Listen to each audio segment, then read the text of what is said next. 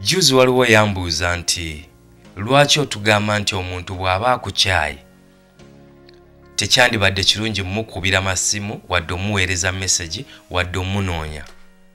Ekituufu kiri nti omuntu bw'aba yakakukyawa ebibi ebimuleetedde okukuleka, ebibi byo ebimuleetedde okukukyawa, ensobi zo ezimuleetedde ye okuviira ziba ziri fresh ku bwongo bwe nga mwakaawukana.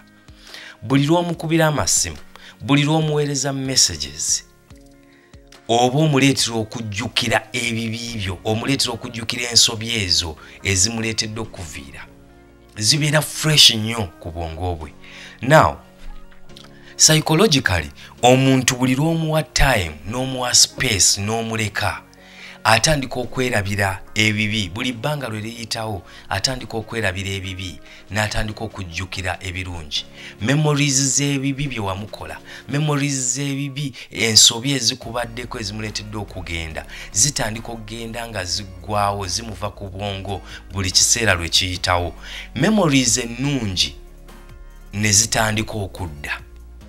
Kyovola nti ekiseera buli lwe kiyitawo ekiwanvuko, omuntu ono eyali yakukyawa atandika n'okwekubisiza ku masimu, akwebuuzisaako.